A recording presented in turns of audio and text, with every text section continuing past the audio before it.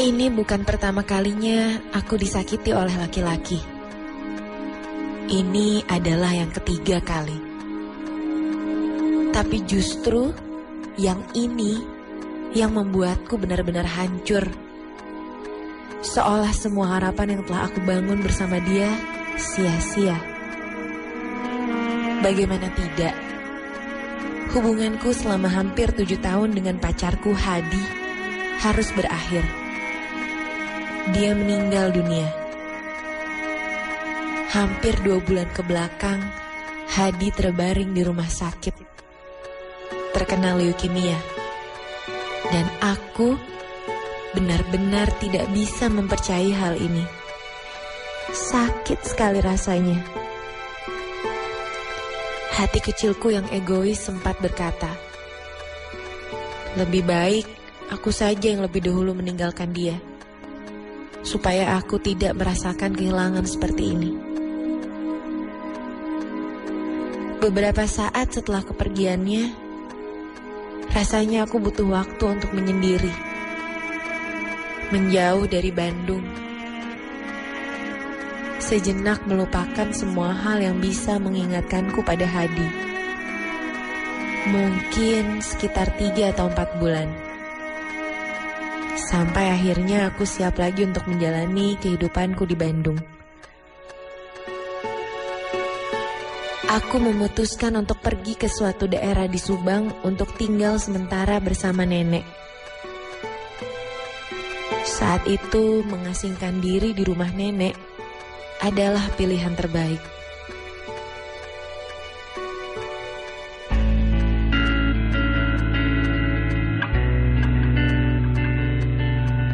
Daerahnya tidak terlalu ramai, sejuk, dan yang pasti, bakso kalong khas daerah itu akan membantuku mengatasi rasa sedihku. Di Subang, nenek tinggal bersama bibiku, Bitina, dan juga Mang Didi, tetangga nenek yang sudah 10 tahun membantu pekerjaan-pekerjaan nenek. Seminggu kemudian, sehabis sholat maghrib, aku berangkat menggunakan minibus Bandung-Subang. Dipikir-pikir, lama juga aku tidak ke Subang. Sudah hampir 3 tahun. Dan setiap lebaran, pasti saja nenek yang mendatangi kami di Bandung, diantar oleh Mang Didi. Di Subang rumahnya sempit. Itu adalah alasan yang selalu nenek berikan. Sekitar jam 8:30 malam, aku sampai di terminal Subang. Aku pun segera memanggil tukang ojek. Karena dari terminal ke rumah nenek harus menggunakan ojek sekitar 20 menit. Dan tak lama aku sampai. Aku membayar ojek dan berjalan menuju halaman rumah nenek. Halaman yang khas, penuh dengan pot-pot kecil berisi tanaman kaktus. Jalan setapak buatan dari batu, dan sebuah sumur timba yang memang masih digunakan. Bahkan, warga sekitar sering mengambil air dari sumur nenekku untuk kebutuhan sehari-hari. Karena airnya memang jernih sekali.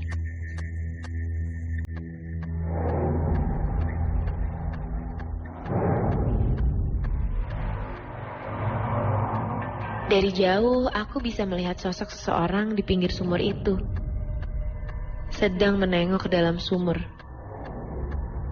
Aku pun tersenyum dan mengucapkan salam dengan antusias. Assalamualaikum, Mang Didi. Dalam cahaya yang nyaris gelap dan setengah berlari, aku menghampiri dia. Mang Didi melihat ke arahku dan menjawab, Waalaikumsalam, dengan setengah berbisik.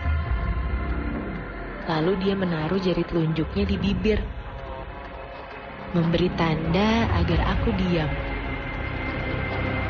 Aku menghentikan langkahku karena kaget, tapi juga heran. Lalu, Mang Didi memberi isyarat agar aku mendekatinya. Aku pun menurut. Setelah sampai di sebelahnya, aku segera cium tangan, kemudian bertanya dengan setengah berbisik. Lagi apa sih Mang Didi? Kenapa harus bisik-bisik? Lalu Mang Didi menjawab, "Shh, diam dulu nih ya. Mang Didi teh lagi nunggu." Karena penasaran, aku terus saja bertanya, "Nunggu apa, Mang?" Mang Didi mendekatkan wajahnya padaku kemudian berkata, "Nunggu setan. Setan anak kecil yang dulunya mati jatuh di sumur ini. Makanya kamu tuh jangan ribut nih ya."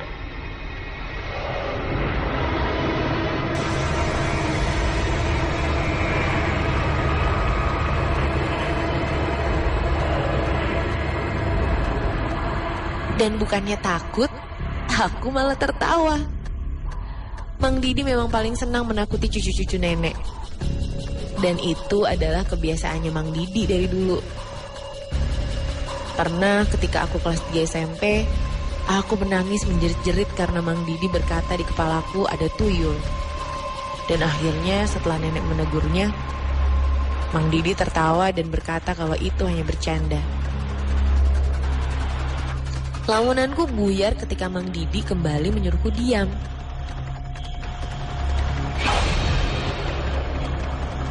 Mang Didi bilang, "Shh, diam nih ya.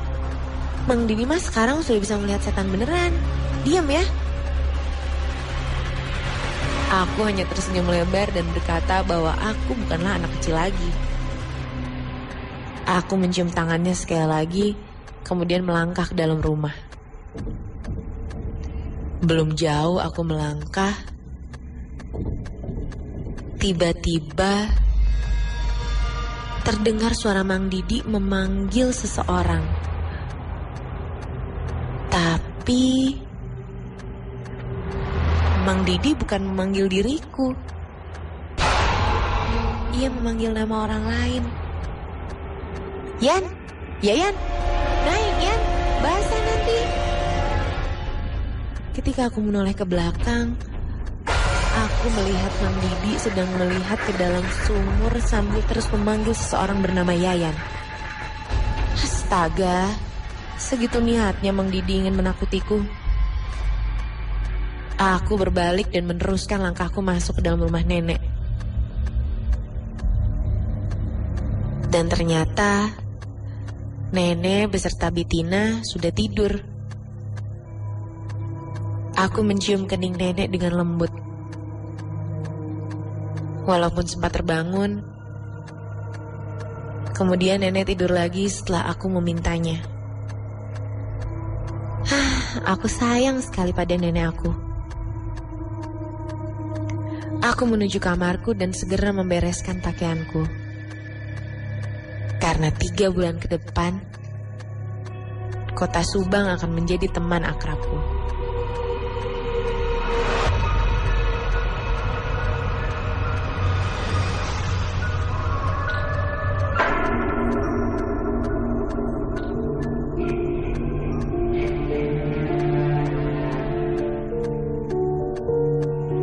Besoknya, aku sibuk menata kebun kaktus di halaman rumah. Hampir seharian, aku berada di sana.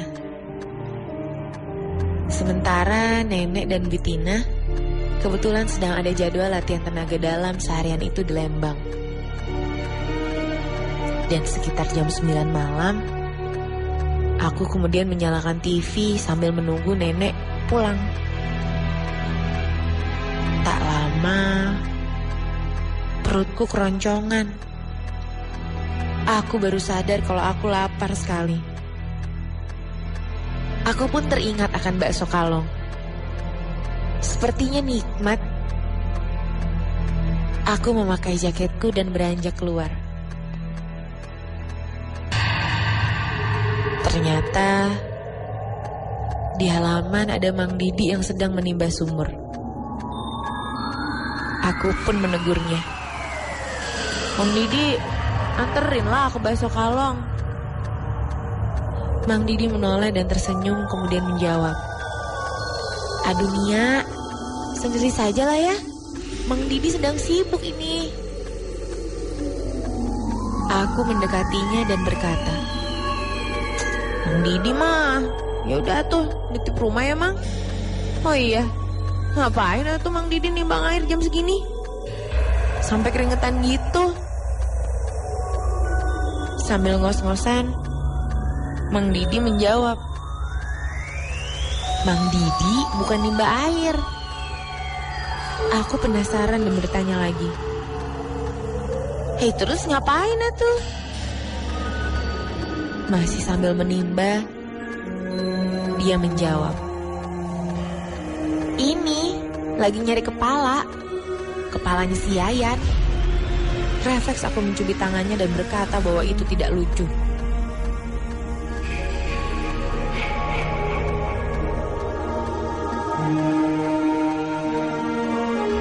Bakso kalong memang selalu ramai. Diberi nama bakso kalong karena buka dari jam 9 malam hingga jam 3 pagi. Rasanya enak sekali. Aku memesan 4 bungkus bakso untuk aku, Nenek, Bik Tina, dan Mang Didi. Rp20.000 saja. Sangat murah untuk bakso seenak ini. Dan setelah membayar, aku pun kembali ke rumah nenek. Ketika sampai, aku lihat Mang Didi sedang duduk di pinggir sumur sambil mengelap-ngelap keringatnya. Aku bertanya, apakah nenek dan Bitina sudah pulang? Mang Didi menjawab sudah, dan mereka baru saja sampai katanya. Aku pun mengajaknya masuk untuk makan bakso bersama-sama. Mang Didi berkata akan menyusul. Masih lelah katanya. Aku kemudian mendekati Mang Didi, kemudian menggodanya. "Udah ketemu Mang kepala si Yayan teh?" Aku tertawa. Lalu Mang Didi berkata, "Sudah tuh Nia."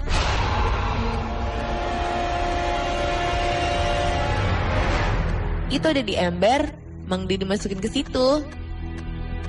Dia menunjuk ke ember yang terletak di pinggir sumur.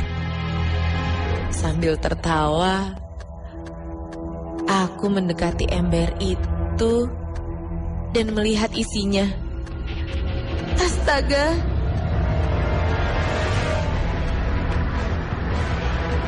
Tanganku seketika gemetaran dan bungkusan baksonya pun jatuh.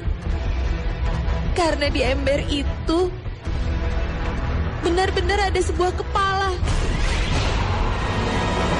Lalu Mang Didi mengambil kepala itu dan mendekatkannya pada wajahku. Ya Tuhan, kepala seorang bocah yang membiru kehabisan nafas. Aku kontan menjerit dan melempar kepala itu. Astaga, itu adalah benar-benar sebuah kepala. Karena kulitnya nyata sekali. Aku kemudian lari ke dalam rumah, mendatangi nenek dan Bitina sambil menangis. Aku berkata kalau aku kesal sama Mang Didi yang sudah keterlaluan menjahiliku. Nenek terlihat bingung. Lalu bertanya apa sebetulnya maksudku. Masih sambil menangis, aku pun menceritakan semuanya. Kejadian dari semalam aku datang hingga kejadian kepala barusan. Lalu nenek dan Bitina nampak pucat.